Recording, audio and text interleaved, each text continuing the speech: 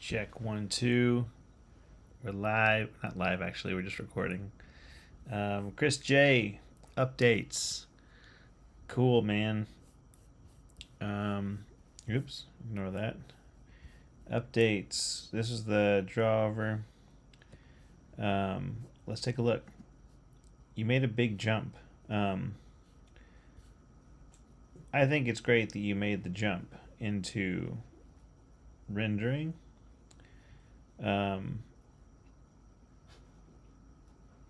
Are you using reference when you paint? Are you looking at the wrinkles and folds from an example as you paint? Just my question.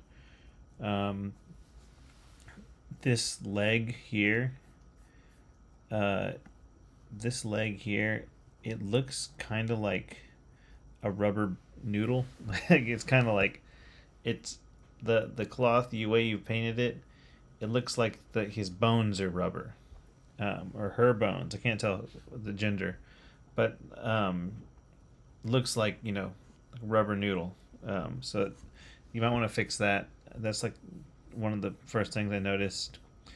I think it's great that you jump into it like this. You kind of made the leap from this really rough line art to the color and rendering.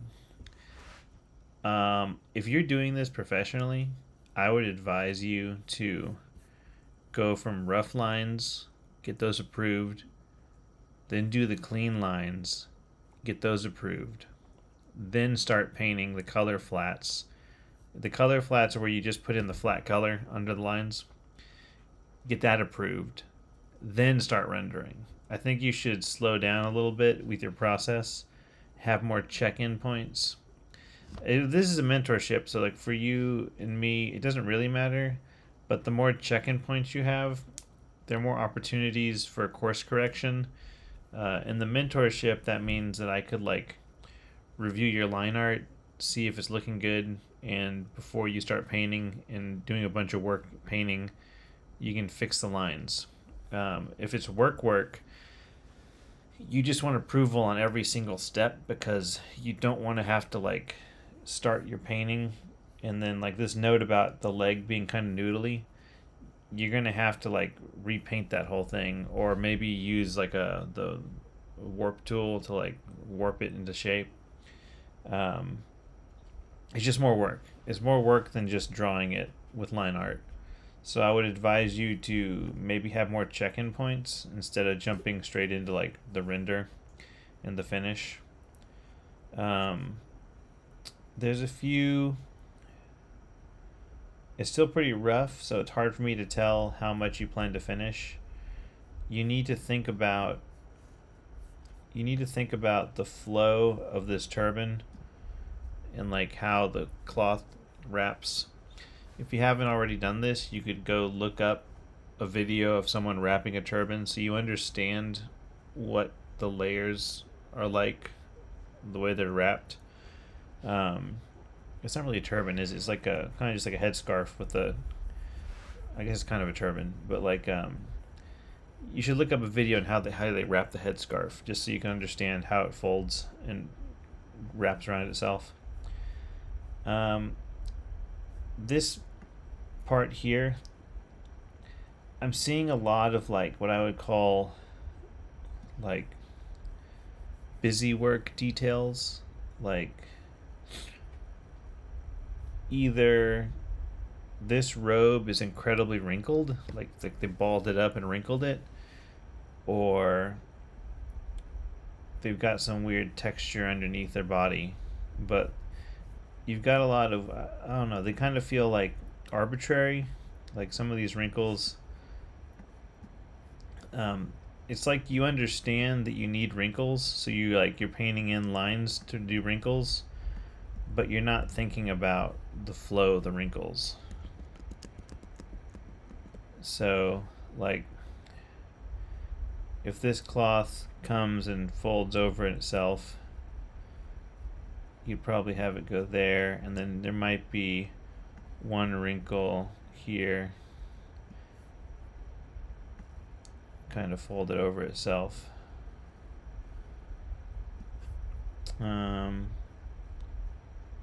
The gravity would pull down here, and you probably won't get a bunch of these wrinkles that you have like on top, but you might have a couple down here.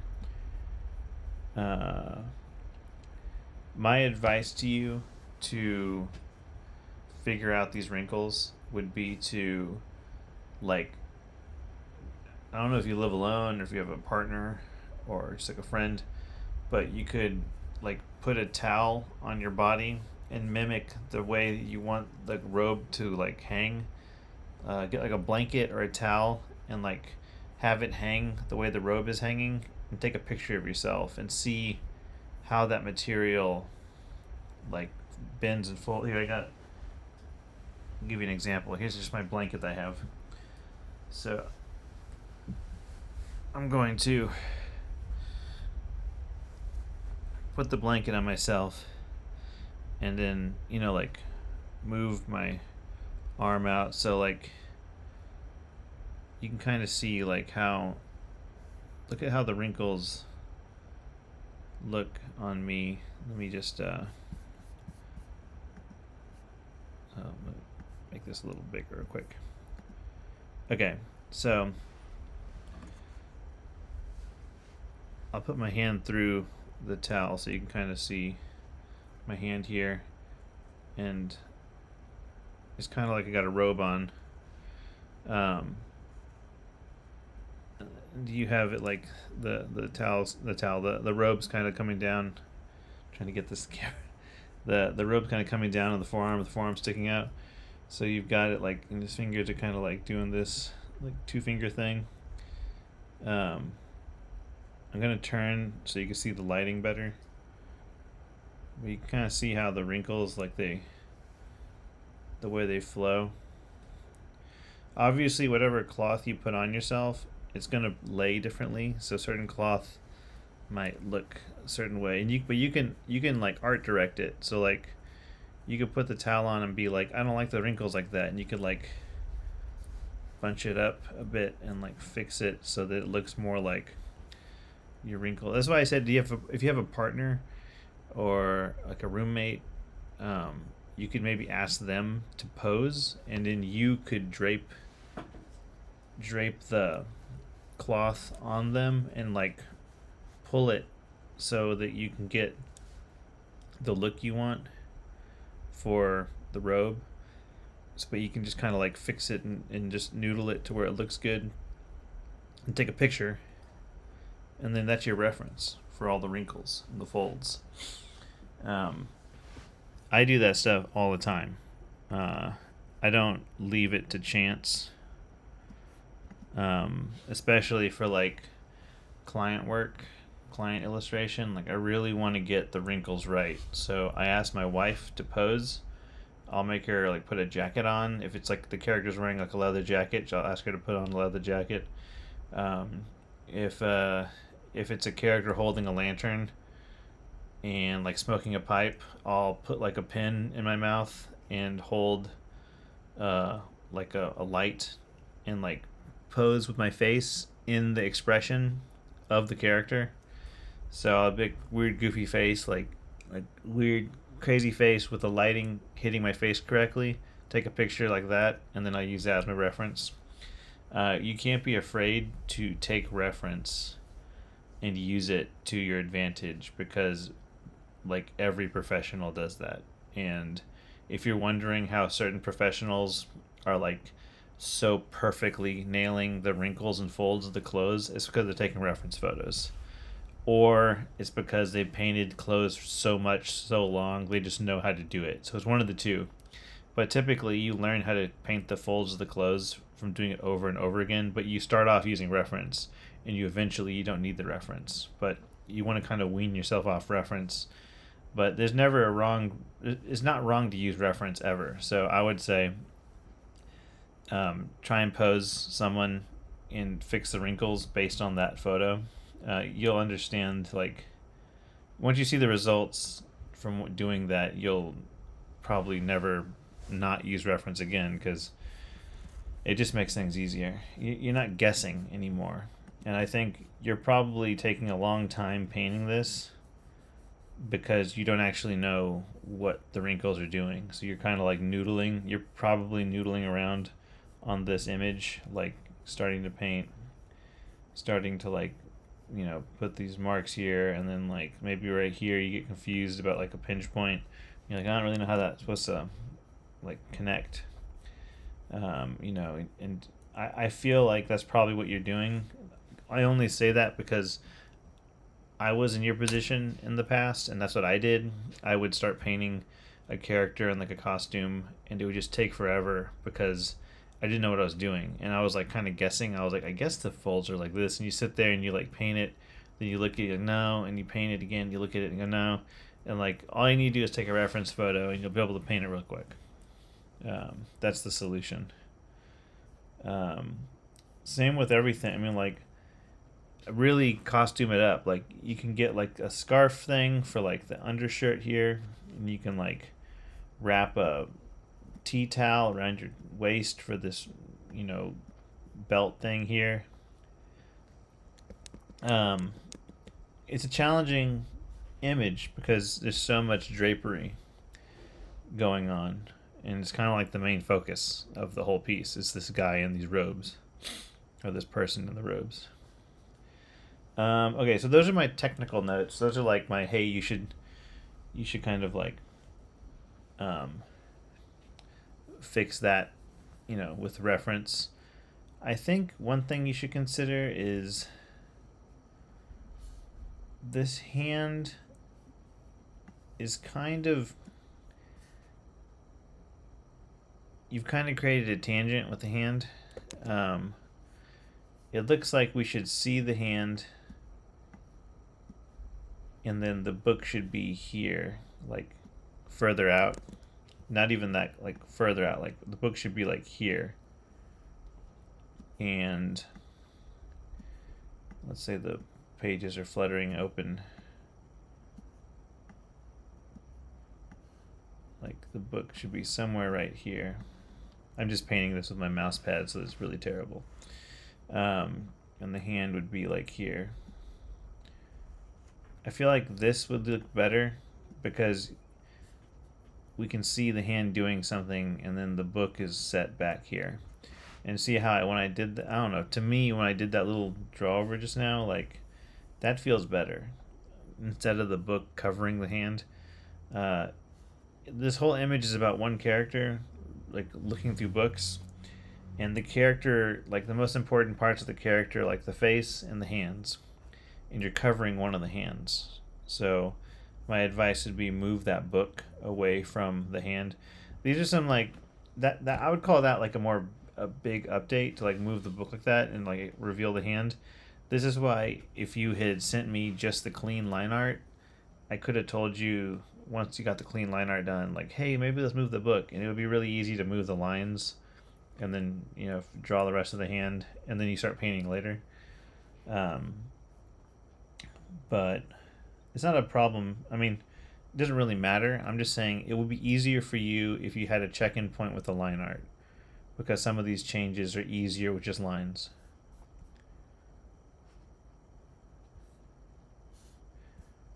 Yeah, see, it wasn't really resolved in this other image. We should have moved it back. It's kind of hard to tell though. Once you start seeing it, it's easier to tell now. So move the book back and reveal the hand.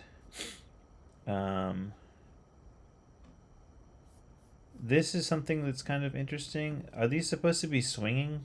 Because it looks like it's swinging. And I would imagine that a sensor doesn't swing unless a person's like rocking it, like in a church where they walk and they swing the sensor. I imagine if he's just sitting here, if they're just sitting here, and they're these sensors, they would just be like hanging straight. So I would maybe straighten the sensor to where it's just hanging down.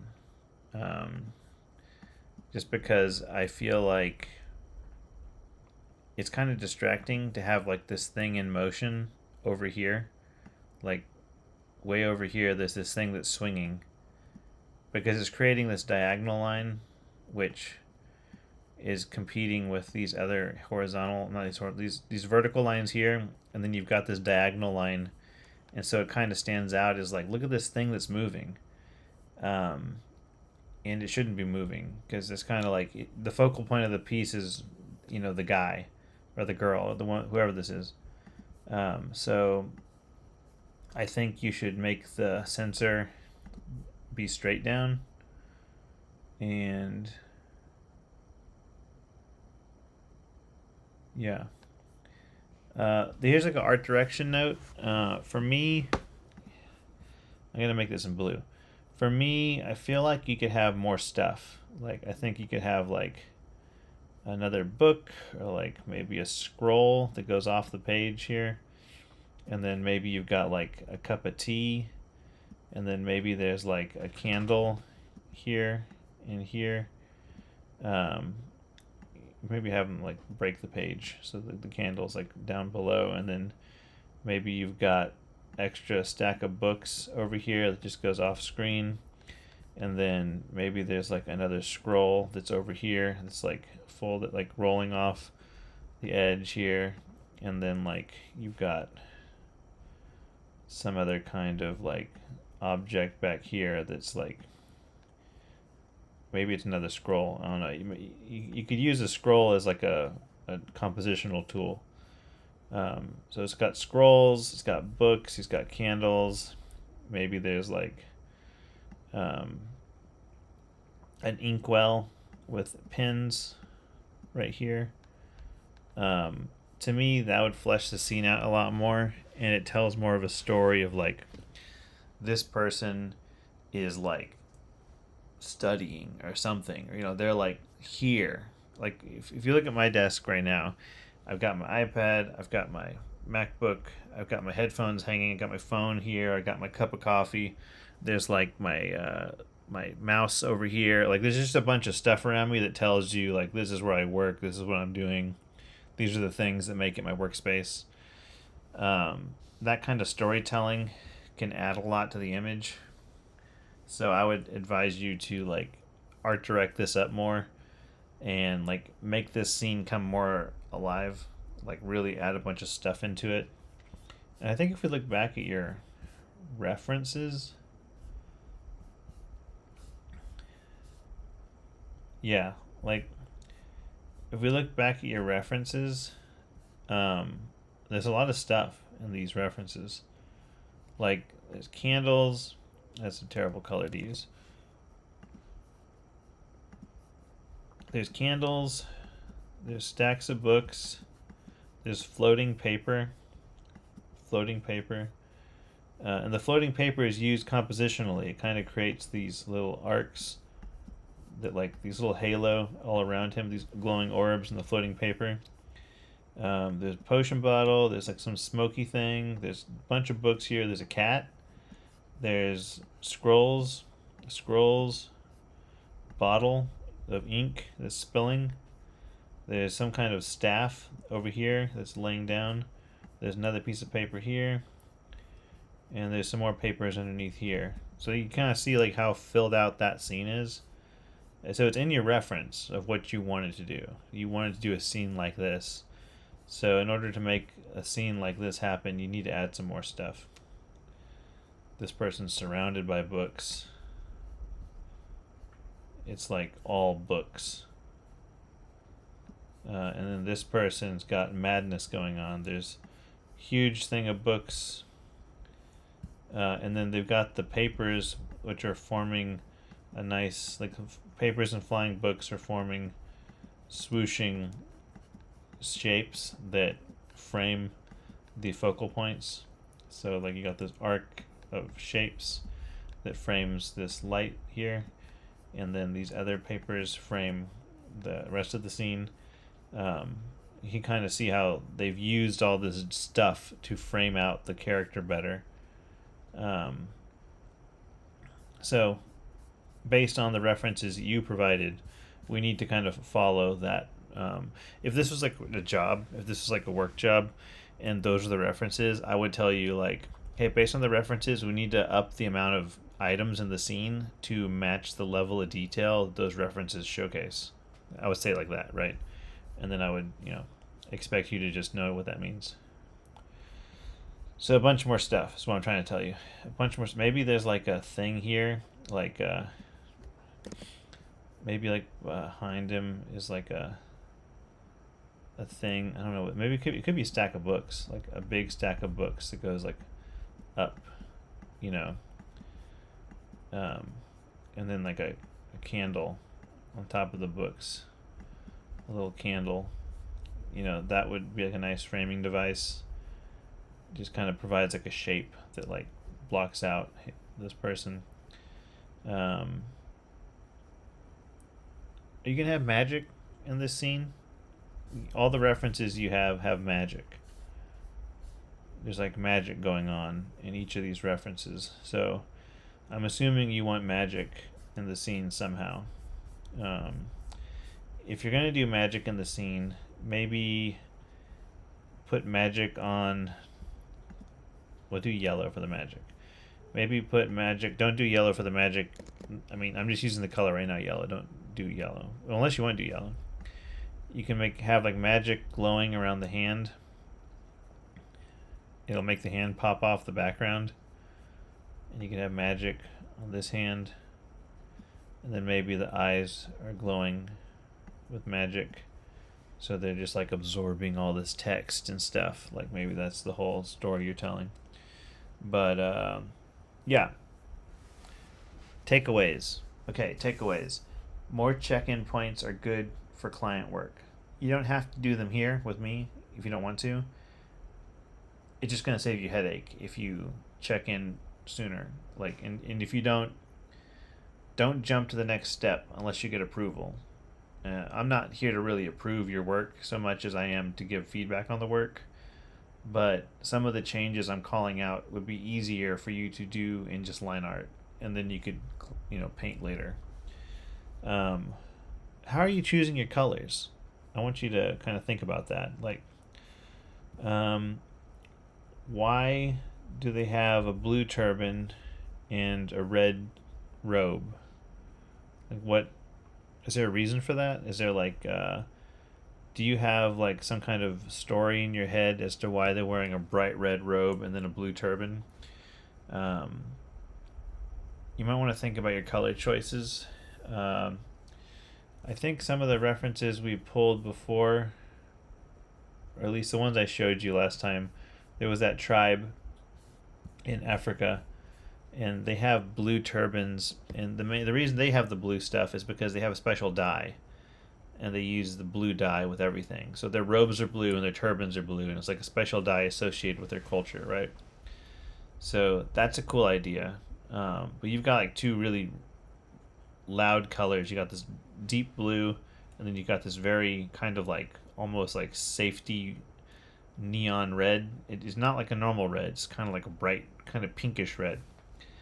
So think about why that color. It's not wrong.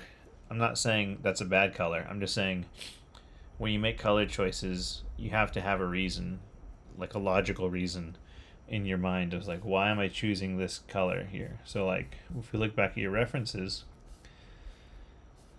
this person's wearing like blue robes, and the magic looks blue. So there's kind of like this monotone uniformity to the image. This person's got blue on with a white linen shirt, and the magic's kind of like white, bluish white. This person's got brown robes, and the brown robes, like this guy wearing brown robes tells me he's some kind of wizard that isn't from like a order of wizards that's like super rich, but she looks like a wizard who is from some kind of specialty order of witches that has nice things, right? She's got these expensive like little things here that hold the cloth, and she's got like kind of a fancy robe, so she's like a fancy wizard. and she's also in this really nice office. So it's kind of like she's a fancy wizard in this nice office. She's got like a nice inkwell and stuff. It kind of paints the picture of like the kind of money they've got. You know, they kind of like a part of a school or an order. This guy, again, it's kind of a mixed bag. He's got these fancy adornments, but then his like robes are kind of shitty. So it's kind of a weird mix. I would argue that like if they're gonna have the torn up bits, the adornment should look a little more wore down, like wear and tear, and maybe like his glasses are cracked, you know, like really show that the guy is like either got old stuff on or something, right? You gotta like show. It feels a little separate. I feel like he has fancy stuff, but it's all old. Um, but he doesn't look like he's untaken care of. He looks like he's got a little bit of a 5 o'clock shadow, but he doesn't look like he should have scuff marks on his face, and maybe the glasses should be cracked. Maybe his hair should look a little wilder. Um, that's kind of my opinion on this guy, right? So like, but you can kind of tell the story. To me, the story is a little more confusing with this one. Um, this person, this person's kind of like more of an active wizard person because they've got this like sleeveless armored getup, so they're kind of like they need to move around easily and be protected, and so they're probably out in battle. And like the robes would get in the way of like him doing stuff with his arms. His stuff doesn't look too fancy. I mean, it's embroidered with all these shapes, but it's got some nicks and scratches. Like he's worn it a bit. It's not brand new. But these are the things I'm getting, from this. So I think this guy is a rogue who can cast spells. I think that's what he is. Like he's a rogue that's a spellcaster, because that's what he looks like, based on everything I just said. This person's outfit, she's got these pure whites and the specialty makeup on with these beads. So she almost feels more like a religious sect, some kind of like more of like the white normally means purity, right? So like white, like some kind of they worship like a sun god or something, and she's like maybe she's more of a cleric wizard, like she's more of a religious wizard than like this person is in fancy clothes and they're a child, so it almost feels like the story is this person was a normal adult wizard and they cast some spell and turn themselves into a kid because the clothes don't fit really, and like so like they wear a normal wizard and they turn themselves into a kid, but they have some like fancy clothes on, so they got this gold embroiders and it's blue, and I think that they want to keep this monochrome kind of thing. But one of the things you'll notice when they use the blue outfit, the chair is like a red, kind of like almost like a dark orangey red. So the chair as this red color frames out the blue of the character really well. They didn't choose a blue chair because if it was a blue chair, you wouldn't get this kind of pop of color that highlights the character. And then you got the rest of the blue magic. And then finally, this person, more of like a druid-like person. Some of this, like this wrinkle area feels unresolved to me. But this is like a person that's outdoors. They don't look necessarily like fancy clothes, but they're not like unfancy. You can kind of, anyway, I'm trying to pull out the story from these images so you can tell how much thought was put into some of this stuff. And you gotta like think about that yourself. So like why the red? Maybe if this is red, maybe this turban should be like a dark red, right? And they need to have like a dark red turban and then like a brighter red robe. That way it's more of like, oh well, the red dye is important to this culture. This red dye is like what they built their culture around. And the back banners could still be red in that case because it's like, well, this red dye is used everywhere. And then maybe the magic is like blue, I mean, I see everything else is blue already, so maybe the magic is gold. To make it a little different. It's up to you. Just something to think about. You can make the turban red, or you can make the cloth blue. But what you notice is if you do all blue, that's kind of what all these images are doing. So you'd be kind of copying all these other images that have a blue wizard with blue magic. So maybe we play with the colors more. Maybe it's purple. Purple normally means like royalty and like fancy stuff. So maybe they're like, some kind of royal advisor wizard that's studying stuff. That might be better. Green, they might be associated with nature. They're like, maybe there's some kind of natural world, plant-based magic. That's just kind of what people associate with green. Or it could be evil. Evil, green could be like evil and sickly. So those are my thoughts. Hopefully that all makes sense. But yeah, I think you're in a good spot. It's just a lot of stuff to go over, just because there was such a jump from the line art to the painting. All right, I'm gonna upload this video. Have a good day.